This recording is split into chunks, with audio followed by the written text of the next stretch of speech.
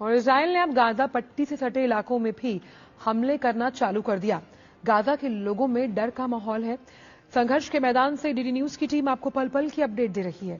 دیکھیے ہمارے سنواداتا امرتپال سنگھ کی یہ رپورٹ۔ اسرائیل کی ہو رہی بمباری میں زیادہ تر موتیں اور انجریز جو لوگ گھائل ہو رہے ہیں وہ غازہ پٹی میں ہیں، کیونکہ غازہ پٹی میں زیادہ ایریل بومبنگز ہو رہی ہیں، کچھ لوکلائزڈ ریڈز ہو رہی ہیں، گراؤنڈ انکرجنز ہو رہی ہیں اسرائیلی فوج کی طرف سے۔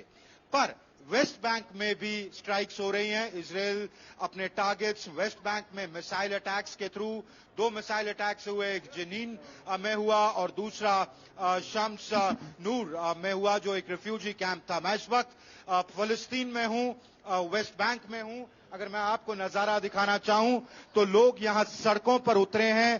قریب 110 لوگ پچھلے 2 ہفتوں میں یہاں ویسٹ بینک میں ان کی موتیں ہو چکی ہیں، 2000 سے زیادہ لوگ گھائل ہو چکے ہیں اور یہاں لگاتار 700 سے 800 لوگ اریسٹ ہو چکے ہیں۔ اسرائیلی فوج اریسٹ کر رہی ہے۔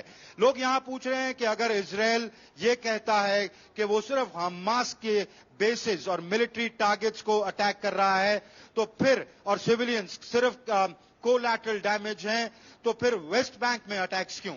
جب اسرائیل کی فورسز سے ہم یہ پوچھتے ہیں تو وہ یہ کہتے ہیں کہ حماس کے ٹیرورسٹ نیٹ ورکس یہاں بھی موجود ہیں، ان کے آتنکی نیٹ ورکس یہاں بھی موجود ہیں، تو ان کے جو سپورٹرز ہیں، سمپتھائزرز ہیں، جو ان کے ویپنز، آرمز، کیشز اکٹھا کر رہے ہیں ویسٹ بینک پر، وہ انہی کو ٹارگٹ کر رہا ہے اور اسپیسیفک انٹیلیجنس کی وجہ سے وہ ان کو ٹارگٹ کر رہا ہے۔ تو کلیئرلی ویسٹ بینک میں بھی اور غازہ میں بھی ملٹری کیمپین اپنے عروج پہ ہے اور اسرائیل کا کہنا ہے کہ وہ تب تک نہیں رکے گا جب تک وہ حماس کو نست نابود نہ کر دے۔